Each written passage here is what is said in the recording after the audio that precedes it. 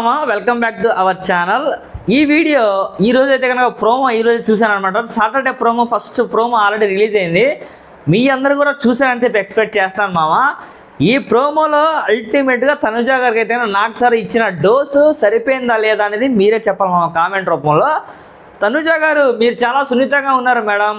ఇక్కడ gender difference ఏమీ లేదు, ఫీల్ మేల్ అని ఏమీ లేదు, అందరూ ఒకటే, ఇది ఒక కాంపిటీషన్ షో అని చెప్పి తెలిసేరా తనుజా గారి యొక్క కళ్ళు ఓపెన్ అయ్యేలా నాగ సార్ అయితే కనుక మాట్లాడిన విధానం ఏం మాట్లాడారు ఏంటని చెప్పి నేనైతే డీటెయిల్గా మీకు ఈ వీడియోలో చెప్తాను మామ. దీంతో పాటు ఇన్ని రోజులు మన డిమాండ్ పవన్ని తొక్కేశారే అనవసరంగా. అయ్యా డిమాండ్, నీకైతే కనుక ఇక్కడి నుంచి అయితే కనుక హైక్ ఉంటుంది అయ్యా, ఒక రేంజ్లో నిన్ను పొగిడారయ్యా నాకు సార్ అన్న రీతిలో ఉన్న మాటలు మన వీడియోలో చెప్తాను మామ. ఎక్కడా స్కిప్ చేయొద్దు, జస్ట్ 5 నిమిషాలే మామ, జస్ట్ 5 నిమిషాలు, ఓకేనా? ఖచ్చితంగా ప్రతి ఒక్కరు సబ్స్క్రైబ్ చేయండి మామ. చాలా అంటే చాలా బాగుంటుంది వీడియో. ఇప్పుడు వీడియోలోనే ఇలా ఉందంటే కనుక ఇంకా మనం పెట్టే ఎపిసోడ్ వీడియోలో గూస్ బంప్స్ వచ్చేస్తాయి మీ అందరికీ అన్న రీతిలో చెప్తాను మామ. అందరూ ఖచ్చితంగా లైక్ చేసి సబ్స్క్రైబ్ చేసి బటన్ నొక్కేసి పెట్టేసుకోండి. సో ఇక్కడ నాకు సార్ వచ్చి రాగానే కత్తులు తీసుకుని పట్ట పట్ట పట్ట పట్ట పట్ట ఎరగొట్టేసాడు మామ. నాకు సార్ అయితే కనుక సంజనాది, దాని తర్వాత రీతుది, తనుజాది, అందరి కత్తులు చక్క చక్క ఎరగొట్టేసారు అనమాట. సో ఇక్కడ ఎరగొట్టిన తర్వాత అసలు రీతు చౌదరి నువ్వు వేస్ట్, సంచాలకంగా నిన్ను అసలు పెట్టడం చాలా వారస్ట్ అని చెప్పి నాకు సార్ అయితే కనుక మాట్లాడిన మాటలు రీతు చౌదరిని కొంచెం హట్ చేసాయేమో అని చెప్పి నాకు అనిపించింది మామ. నాకు సార్ అనడంలో తప్పేం లేదు. నిన్ను ఏ టైంలో ఎన్నిసార్లు సంచాలకంగా ఉన్నా, నువ్వు ఎవరికి ఫేవర్ చేయాలనుకున్నావు వాళ్ళకి ఫేవరెట్ చేస్తా తప్ప యాసే నువ్వు సంచాలకంగా గేమ్ న్యాయంగా ఆడదాం, సంచాలకంగా జడ్జిమెంట్స్ కరెక్ట్గా ఇద్దాం అని చెప్పి నువ్వు ఆలోచించావు.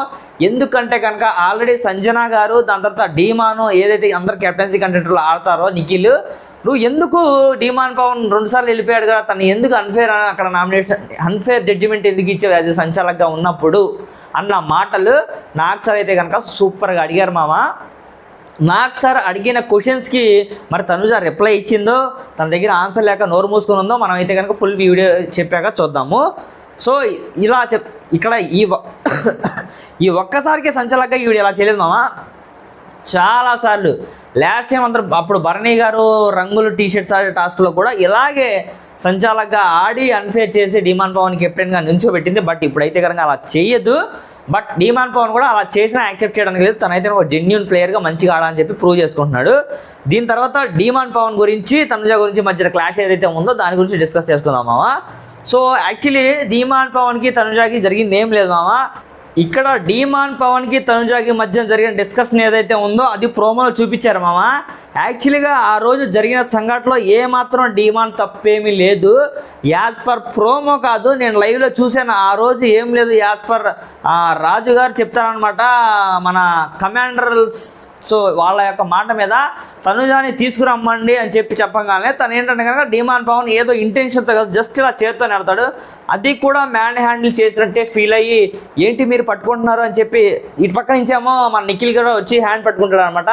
ఏంటి మ్యాన్ హ్యాండ్లింగ్ చేస్తున్నారు అని చెప్పి అన్న మాటలు ఏవైతే ఉన్నాయో అది కరెక్ట్ కాదు. ఒకళ్ళ మీద నువ్వు డిమాండ్ పవన్ ఆల్రెడీగా నెగిటివ్ మాట్లాడావు, అది ఒకళ్ళ మీద వేస్తే నెగిటివ్, అది వేరే రకంగా టాలరేట్ అవుతుందని చెప్పి నాకు సార్ చెప్పిన విధానం టూ గుడ్ అనిపించింది. ఇక్కడ గేమ్లో ఆడాలంటే అందరూ ఒకటే, మేలు ఫీమేల్ అని జెండర్ తేడా ఏమీ లేదు, గర్ల్స్ బాయ్స్ అని ఏం లేదు. నీవు ఇంత సున్నితంగా ఉంటే హౌస్లో చాలా కష్టం అని చెప్పి మొహం మీద తేల్చి చెప్పేసినట్టు నాకు సార్ అయితే డీటెయిల్గా ప్రోమోలో చూపించారు మామ.